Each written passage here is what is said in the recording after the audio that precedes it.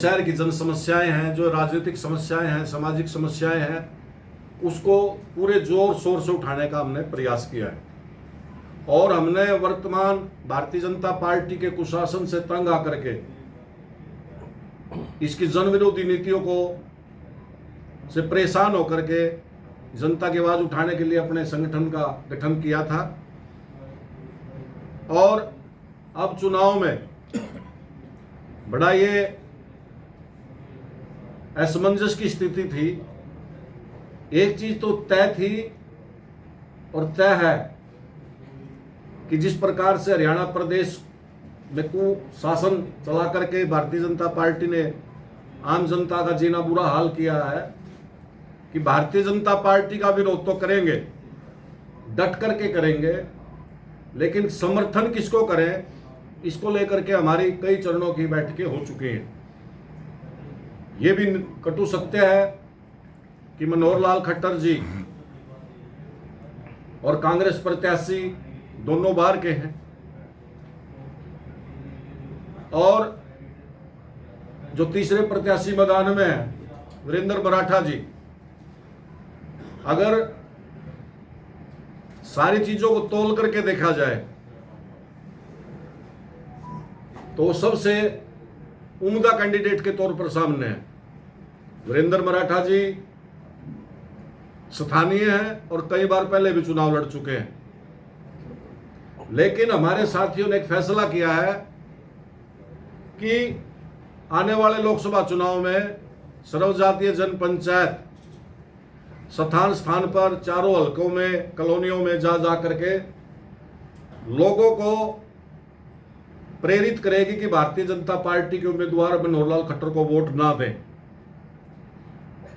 और हमने अपने पदाधिकारियों को, साथियों को, हमसे जुड़े लोगों को एक चीज के लिए छूट दी है भी जो प्रत्याशी उसको लगे कि वो मनोहर लाल खट्टर को हरा रहा है, चाहे वीरेंद्र मराठा जी है, चाहे वो कांग्रेस के हैं, कोई भी प्रत्याशी मनोहर लाल जी को छोड़कर जिसको चाहे उसको वोट दे दे, लेकिन मनोहर लाल जी और भारतीय जनता पार्टी को मतदान ना करें।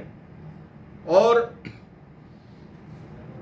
आज का जो चुनावी समीकरण, चुनावी हालात है और जिस प्रकार से चुनाव आगे बढ़ रहा है,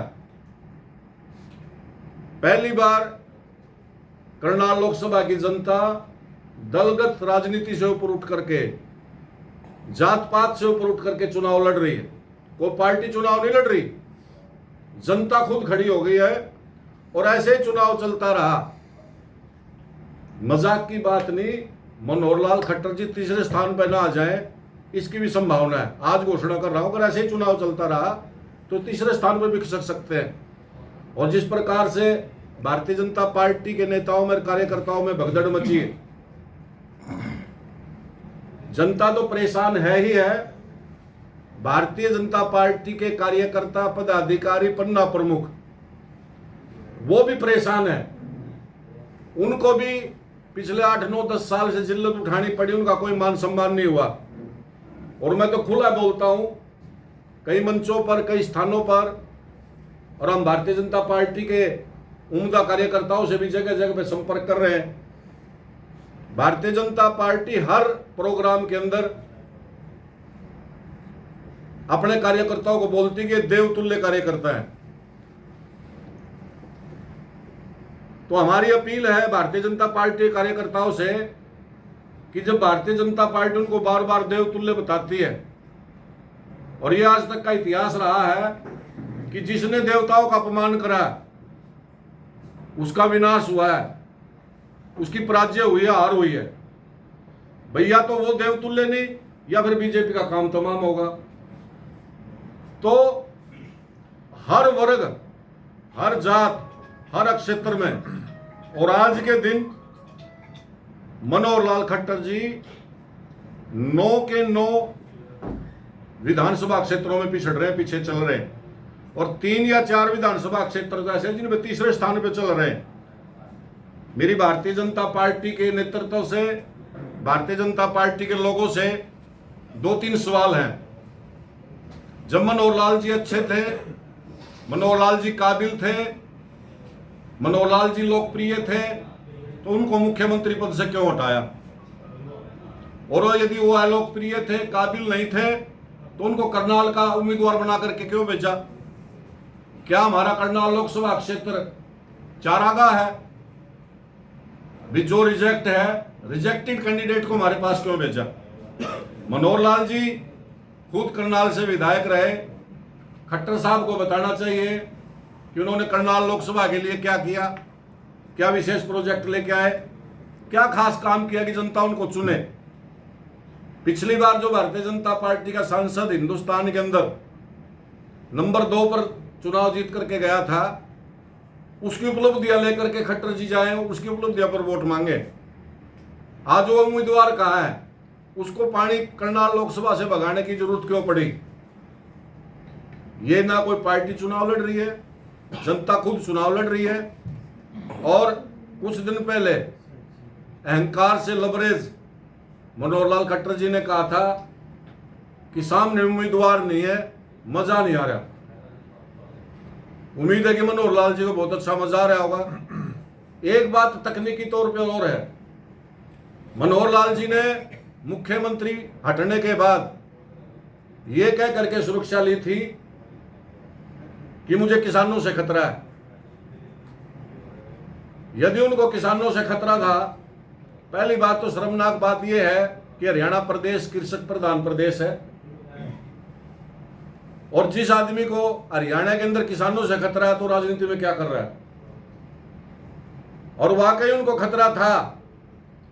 अब जब उनके पास रिपोर्ट गई भी सुरक्षा के कारण वोट खराब हो रही है, लोग नाराज हो रहे हैं, अब लगता है 2-3 दिन से उन्होंने सुरक्षा छोड़ दी। इसका मतलब मनोहर लाल जी को सुरक्षा की जरूरत नहीं थी, हवाबाजी के लिए सुरक्षा ले रहे थे। और उनको जरूरत थी तो सिक्योरिटी विड्रॉ क्यों हुई? और खाम खा ले रहे थे तो उनसे उनका जो खर्चा सुरक्षा कर्मियों को मनोहर लाल खट्टर जी से लेना चाहिए। ये मजाक नहीं है। हरियाणा प्रदेश की जनता के टैक्स का पैसा अपने वाह या हवाबाजी के लिए। और कुछ दिन पहले तक तो मनोहर लाल जी सारे हरियाणा प्रदेश में घूम रहे थे। और सच्चाई की बात यह है, जहां मनोहर लाल जी की रैली सभा जनसभा होती है वहां वोट बढ़ती नहीं, उल्टी बीजेपी की वोट घटती हैं। 10 साल से हरियाणा जैसा अशांत प्रदेश, जिसको जात पात के जार में धकेला गया, जिस प्रकार से नगर निगमों के अंदर कितने डाके डाले गए, कितनी जनता के साथ खिलवाड़ की गई, हरियाणा प्रदेश में जिस प्रकार से युवाओं का पलायन विदेशों की तरफ बढ़ा है, एक काम गिनाने के लिए इनके पास नहीं है। और जिसके सारे ये चुनाव जीते थे मोदी के नाम से, आज मोदी जी का कोई क्रेज जनता के बीच में नहीं है। और सच माने करनाल लोकसभा में मुकाबला मनोहर लाल खट्टर कांग्रेस का बुद्धि राजा या वरिंदर मराठा के साथ नहीं है। मनोहर लाल का मुकाबला मोदी जी के साथ है। भाई तगड़ा कौन है? भाई मोदी के नाम से वोट जाती है, खट्टर के नाम से बैक होती है। दोनों का मुकाबला चल रहा है।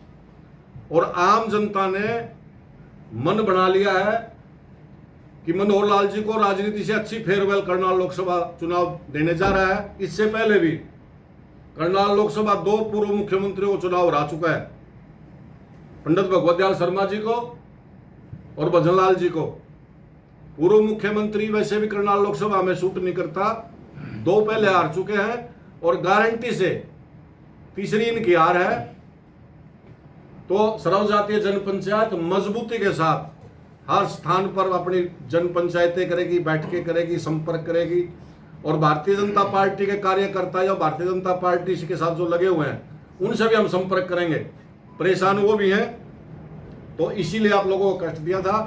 आपके प्रश्नों का जवाब सिर्फ 1-1.5 मिनट के लिए अजय सिंगला जी नगर निगम के लिए बोलेंगे, जो नगर निगम पानीपत में करनाल में हुआ। और डॉक्टर साहब SC-BC वर्गों का जिस प्रकार से उत्पीड़न हुआ, 1-1 मिनट अपनी बात रखेंगे, फिर आपके क्वेश्चन लेंगे। सवाल पूछते रहे हैं, बड़ा अच्छा लगता है जब आप लोग उनसे सवाल पूछते हैं। आप हाली पार्क की दुर्दशा देख सकते हैं, आप जो है पार्कों की दुर्दशा देख सकते हैं, आप बड़े बड़े जो होर्डिंग लगाए गए उसमें कितना करप्शन हुआ, आप नगर निगम के जो पार्षद है उनके नामों से कितने बोर्ड लगाए गए, और जगह जगह पे जो है स्वागत द्वार बनाए गए। पानीपत की जनता को जो है वो इनकी जरूरत नहीं थी, पानीपत की जनता को जरूरत थी पानी की, पानीपत की जनता को जरूरत थी सड़कों की, गलियों की, लेकिन करप्शन का मुख्य साधन यही था। आप फैमिली आईडी की बात कर लीजिए, प्रॉपर्टी आईडी की बात कर लीजिए, किस तरह से माताएं, बहनें, बुजुर्ग धक्के खाते रहे इस राज में, वो आप सबके सामने है। मैं सिर्फ एक ही चीज कहना चाहता हूं कि पानीपत के लोगों को एक सौभाग्य मिला है, एक भाग्य मिला है कि खट्टर जैसा, माननीय खट्टर जी जैसा अहंकारी व्यक्ति जो है, उसका अहंकार तोड़ने का आप लोगों को मौका मिला है। जो 9 साल, 9.5 साल जो आंसू आप लोगों के निकाले हैं, वो आंसू आप लोग याद रखिए और एक मत से, ये कोई मोदी का चुनाव नहीं है, ना कभी मोदी जो है आपको बचाने के लिए आया। मोदी जो है वो सिर्फ इनके एक सहारा बनता है, ये उसके नाम का फायदा उठाते हैं, लेकिन आप लोगों को किस तरह से प्रताड़ित करते हैं वो आपके सामने है। तो मेरी जो है सर्वजातीय जन पंचायत की ओर से ये अपील है, सब लोगों को अपील है, खासकर पानीपत के लोगों से अपील है कि खुलकर आप जो है जो भाजपा के प्रत्याशी हैं मनोहर लाल खट्टर जी, उनके खिलाफत बिगुल बजाइए और किसी भी कीमत पर, मतलब मैं फिर कह रहा हूं कि ये मौका बार बार नहीं आता। परमात्मा जो है 5 साल में आप लोगों को एक अधिकार देता है, उस अधिकार का इस्तेमाल करते हुए इनको मतलब तीसरे स्थान पे तो कम से कम धकेल ही दीजिए, और अगर कोशिश हो तो जमानत ही जब्त करवा दीजिए। बस यही मैं कहना चाहता हूँ। बच्चों की फैमिली आईडी में इनकम 1,80,000 थी। राज्य सरकार ने उनकी आमदनी 3.5 से 5 लाख रुपए कर दी। वो बच्चे स्कॉलरशिप से वंचित रह गए। उसकी वजह से उन बच्चों को पढ़ाई छोड़नी पड़ी है, क्योंकि जितना दलितों पर उत्पीड़न इस सरकार में हुआ है, इतना उत्पीड़न किसी और सरकार के अंदर नहीं हुआ होगा। चाहे किसान की बात हो, 750 किसानों ने शहादत दी, लेकिन जो उनकी मुख्य मांग थी एमएसपी की गारंटी, केंद्र सरकार वो देने में विफल रही है, और जनता में भारी रोष है इसको लेकर के, और जनता इस लोकसभा चुनाव में इन प्रत्याशियों को मजा चखाएगी और इनको सत्ता से बाहर निकालने का काम करेगी, क्योंकि ये लोग सत्ता के काबिल नहीं है। इन्होंने सत्ता में रहते हुए 9.5 साल में जितने भी योजनाएं चलाई हैं वो जनहित के लिए नहीं थी। इन्होंने अपने हित के लिए योजनाएं चलाई हैं, अपना हित साधने के लिए योजना चलाई है, और ये दावा करते हैं कि हमने 80 करोड़ लोगों को अनाज दिया। अरे भाई, अगर आप 80 करोड़ लोगों को रोजगार देते तो 5 किलो अनाज क्या वो 20 किलो अनाज लेने में सक्षम हो जाते। लेकिन रोजगार की बात ना करते हुए और सीना ठोक के कहते हैं कि हमारी सरकार बना दो, आने वाले 5 साल में आपको 5 किलो अनाज फिर मिलता रहेगा। मेरा केंद्र और राज्य सरकार के जो प्रति बात करना चाहता हूँ कि वो एक बात बताएं कि वो 80 करोड़ लोगों को रोजगार दे देते तो आज ये समस्या सामने ना आती। तो मेरा तो जनता से यही अपील है कि जनता इस सरकार को उखाड़ फेंकने का काम करेगी, यही मेरी जनता से अपील है। 1 मिनट के लिए सिर्फ भारतीय जनता पार्टी और पत्रकार भाइयों, मैं अपना भारत देश में जब प्रतिनिधित्व अपना व्यापार प्रकोष्ठ का भारतीय जनता पार्टी की तरफ से कर रहा था, तो उस समय सत्ता पक्ष एक टैक्स, 1 नेशन 1 टैक्स लेकर आ रही थी, जिसका हमने विरोध किया। विरोध करने के बाद कुछ ऐसी चीज़ों का हमने विरोध किया जो कि सामान्य नहीं था, लेकिन जैसे ही हमारी पार्टी सत्ता में आई तो उन्होंने वही चीज़ें लाए, लेकिन उनका सरलीकरण जो दूसरी पार्टियां ला रही थी वो सरलीकरण भी नहीं था उसका। और 1 नेशन 1 टैक्स, वो वन टैक्स का मतलब होता है एक ही टैक्स, उसमें चार तरह की दरें दी गई, और वो दरें भी इतनी ऊंची थी जो सामान्य नहीं थी। व्यापारी आज बहुत ज़्यादा जीएसटी से परेशान है। एक तो उसका सरलीकरण नहीं है, दरें बहुत ज़्यादा है, और वह अफसरशाही इतनी हैवी की गई है कि व्यापारी आज परेशान है, काम धंधे चौपट हैं, पानीपत की इंडस्ट्री काफ़ी इस समय डाउन है। और व्यापारी, सबसे बड़ी बात है, इस सरकार के अंदर ना जाने क्यों एक डरा हुआ है, सहमा हुआ है, वो बोल भी नहीं पा, अपनी आवाज़ भी नहीं उठा पा रहा। और मैं ये चाहता हूँ, आज जो सत्ता चल रही है, ये 9-9.5 साल जो चली है, जो हमने पहले संघर्ष किए थे वो हमने बदलाव लाने के लिए किए थे, ना कि उसी को और बढ़ावा देने के लिए किए थे। लेकिन इस सरकार के अंदर जो 9-9.5 साल के अंदर सरकार चली, उन टैक्सों का जो सरलीकरण नहीं हुआ, और व्यापारी के ऊपर टैक्स और थोपे गए, और व्यापारी को कई तरह के डिपार्टमेंट थोप दिए गए। व्यापारियों को टैक्स जो थे वो तो ज़्यादा थे ही, ब्याज दरें भी इतनी ऊंची हो गई कि आज व्यापारी सरवाइव नहीं कर पा रहा, व्यापारी परेशान है। तो मेरी आज सब व्यापारियों से अपील करता हूं मैं कि आज आपके पास मौका मिला है बदलाव का, आज इसको बदलाव को ले आइए। हो सकता है परमात्मा ने चाहा तो आने वाला टाइम हम सब के लिए अच्छा होगा। जिस सरकार ने किसान नहीं छोड़े, हम व्यापारी तो क्या बात करें, किसान एक अन्नदाता होता है, पूरे देश का पेट भरता है, भगवान के बराबर होता है। उन किसानों के लिए आज इतिहास लिखा जाएगा इस बार कि सड़कों पर कीलें गाड़ दी गई। कभी किसानों के लिए सड़कों पर कीलें मैंने तो कभी इतिहास में भी नहीं पढ़ी है। लोग, इस सरकार ने कीलें गाड़ दी, खड्डे खोद दिए, किसानों पे लाठियां बरसाई गई, किसानों को एक तरह से क्या कहते हैं उसको, अपना आतंकवादी तक घोषित कर दिया गया। तो इतना जब किसानों के साथ हो गया तो व्यापारी तो कहाँ बचने थे। तो मेरी हाथ जोड़ के सबसे अपील है कि बढ़ चढ़कर इस सरकार को बदलने में सहयोग दें। धन्यवाद।